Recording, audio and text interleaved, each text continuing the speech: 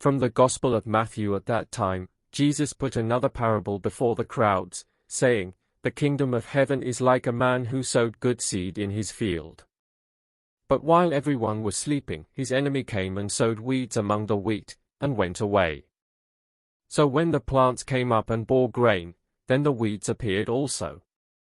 Then the servants of the householder came and said to him, 'Sir, didn't you sow good seed in your field? Where did these weeds come from?' 'An enemy has done this.' The servants said to him, 'Do you want us to go and gather them?' He replied, 'No, lest in gathering the weeds you uproot the wheat along with them. Let both grow together until the harvest, and at harvest time I will tell the reapers, gather the weeds first and tie them in bundles to burn them. But gather the wheat into my barn.'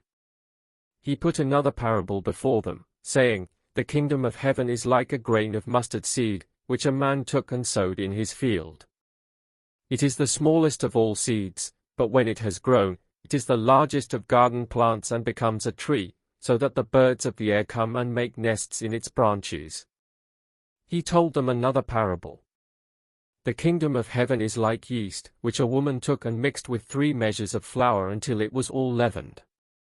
Jesus spoke to the crowds in parables, and without parables he did not speak to them. This was to fulfill what had been spoken through the prophet, 'I will open my mouth in parables, I will utter things hidden from the foundation of the world.' Then he dismissed the crowds and went into the house. His disciples came to him and said, 'Explain to us the parable of the weeds in the field.' And he answered, 'He who sows the good seed is the Son of Man, the field is the world, and the good seed are the sons of the kingdom, the weeds are the sons of the evil one, and the enemy who sowed them is the devil. The harvest is the end of the age, and the reapers are angels. Therefore, just as the weeds are gathered and burned in the fire, so will it be at the end of the age. The Son of Man will send his angels, and they will gather out of his kingdom all causes of sin and all evildoers, and will cast them into the furnace of fire. There will be weeping and gnashing of teeth. Then the righteous will shine like the sun in the kingdom of their Father. Whoever has ears, let him hear, dearest sisters and brothers. We have arrived at the 16th week of ordinary time, in the middle of summer, with terrible heat, and the word of Jesus in the Gospel.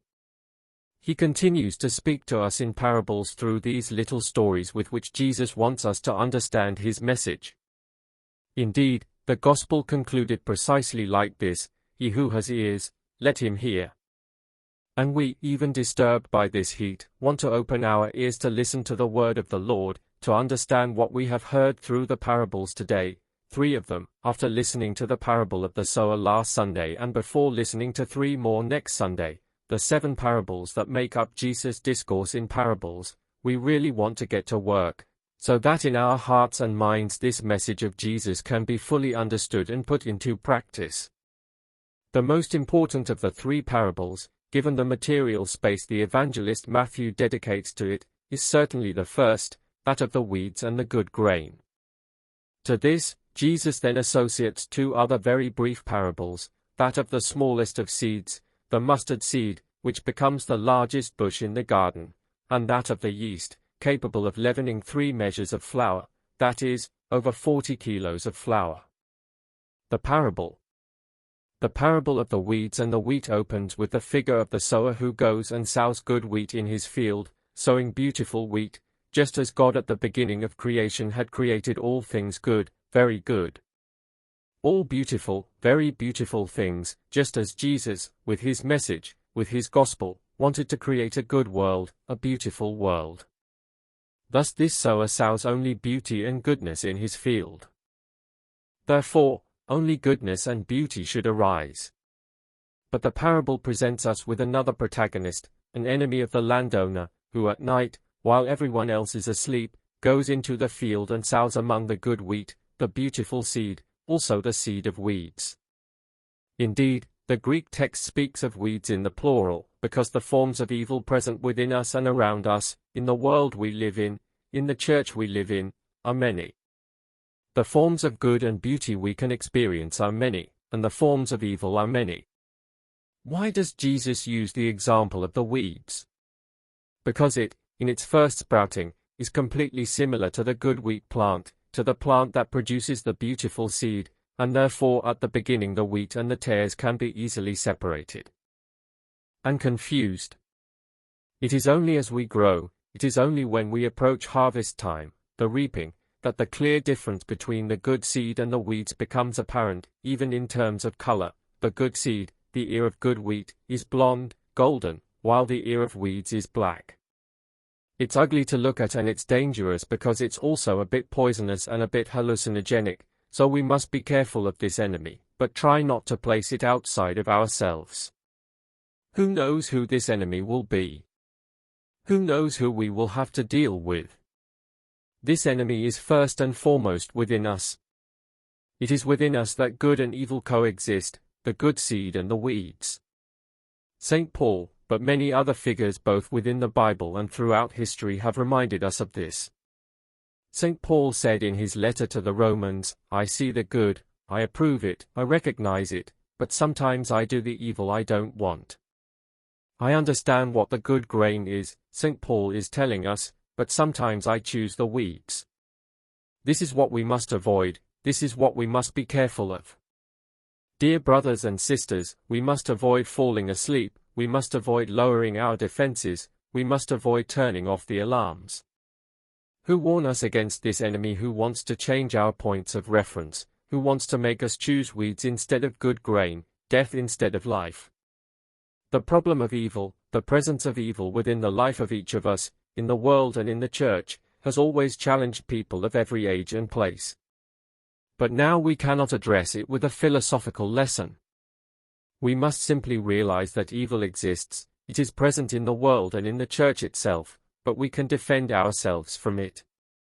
The servants, those who collaborate with the Master, those who serve the Master and work in the field that is the world, when they notice the presence of weeds, go to the Master with two questions, which are our questions, and say, "Excuse me, Master, but you didn't sow good seed in your field.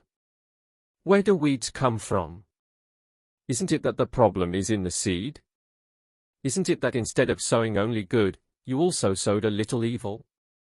The Master says, "Relax, I have sown well, I have sown beauty, I have not sown any form of evil. I have not sown anything wrong, my word, which is the beautiful seed, my spirit, which is the spirit of love and life, is totally good, totally positive, the seed is only good, there is only beauty." So who sowed it? An enemy did this, learn to recognize it and learn not to give in to him. And if the grain, the shoot of the weeds, is very similar to that of the wheat and therefore it is possible to confuse them, beware of this enemy's suggestions, because he will want to mislead you in your life precisely by confusing you, precisely by making you believe one thing for another. As happened to Adam and Eve with the serpent in the Garden of Eden at the moment of creation, he will instill suspicions within you, he will raise questions within you that are false questions, but which can mislead you, which can lead you to make the wrong choices. Instead of true love, the one I preached to you, the one I taught you, a love capable of giving and of giving itself, of putting itself at the service of others to the point of giving one's own life, he will teach you a false love in which you will love only yourself and will be led to exploit opportunities, situations, and people for your own good and only for your own good. Instead of justice, he will lead you to desire revenge. Instead of true freedom, he will lead you to want to do what you please, to be slaves to licentiousness instead of true mercy, which is always for the benefit of life, never of death, which always respects life. From its natural rise to its natural fall, he will lead you to think that death can be a sign of mercy, as today's culture is causing us to believe, as is the case with so many other realities. The weeds can initially be confused with the good wheat, the suggestions of this enemy, who, I repeat, is primarily within us, can lead us astray. Let us stay on the right path, let us keep listening to the word of the gospel, let us keep our antennas straight through prayer and familiarity with the word of the Lord, through frequenting the community and mutual encouragement. But we who collaborate with you, our dear Master, cannot tolerate seeing weeds among the wheat. Now we have realized this, now we understand which plants must be eliminated. Let us go immediately to make this selection, to remove this unbearable weed. And the Master says, this will be done, but not immediately, you will see it flow. In the background, during the reading of the Gospel of the harvested fields, where the good wheat has been stored in the barns, while you see around us as we record this good news, there are still weeds, we might call them the tares we found today. This separation will be made by angels, not by men. It is not we who will judge what is good and what is evil, it is the Lord who will do it for us. So, no impatience, no haste. Evil and good will continue to exist. Throughout our lives, throughout the history of humanity and the Church, only at the end will there be the definitive separation, and there those who have remained faithful, as the Gospel tells us, will shine. Like the sun, their life will be even more evidently beautiful, for all to contemplate, and there, in the end, even the tares will be gathered to be burned. But the tares are not people, they are sins, bad things. The wrong thoughts, the useless and harmful words, the negative actions each of us commits. These are the sins that will be burned, not people. The Lord does not solve the problem of evil by eliminating his beloved children. He solves the problem of evil by burning away evil and saving people. It is very important that we remember this. And sure, in our lives there may be few or many weeds, in our lives perhaps there are many, in the lives of the saints there are few, to the point of having a field without any weeds at all. That is our goal, we must work for it, but we must not rush to take steps that are not ours. Let us defend ourselves from the enemy, let us keep the weeds at bay, let us help as many people as possible not to rely on the weeds, not to choose them, but to let them grow together. In the end, there will be this separation. This parable is not easy to understand, in fact, it is only for this that the disciples ask Jesus for an explanation, which Jesus gives using the language of the time, a language familiar to the rabbis, to the teachers among the Jews, and which belonged to that ancient time.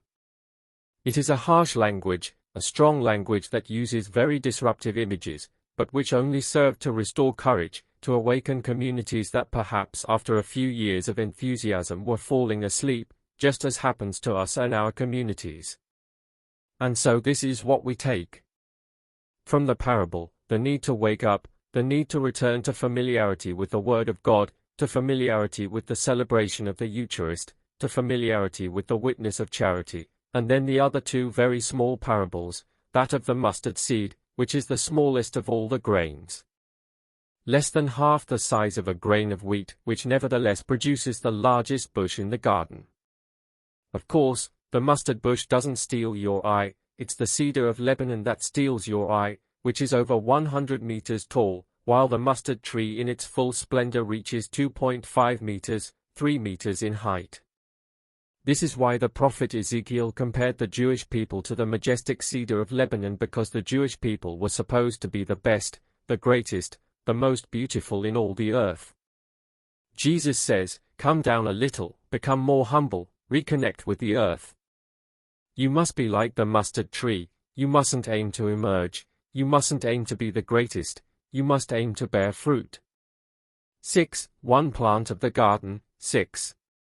One plant of everyday life. Do what you have to do, and the birds of the air will also come among your branches to nest, that is, just as all the peoples, looking at the cedar, could desire to go among the branches of the cedar, to be welcomed by the people of Israel. And so it will be for the small mustard seed that has become the largest bush. We know how to be humble, then we will bear the best fruit. And finally, that of leaven. Leaven is mentioned several times throughout the Bible. And its presence is always linked to something negative, because leaven, precisely because it transforms matter, risks corrupting it. During the Feast of Unleavened Bread, in preparation for Passover, the Jews removed, and still remove, from their homes anything leavened, precisely so that Passover can signify a new birth. This passage from the Gospel of Matthew is the only one where leaven is spoken of in a positive light, in a positive light. Leaven can transform flour into bread, into dough, it can transform it for the better. And so let us embrace its message. 3 parables. We are small, we are a small thing, we have a treasure in earthen vessels, as St. Paul would always say, but we really have a treasure. Let us cultivate the beautiful seed that the Lord has placed in the field of our heart, trying to eliminate as much as possible every weed. Let us make the small seed of the gospel grow until it becomes the largest among the shrubs of the garden, and let us allow the leaven of Christ, the leaven of the Spirit, to completely transform our life. Because in this way we can work with the Lord to transform the church and the world. Have a great summer.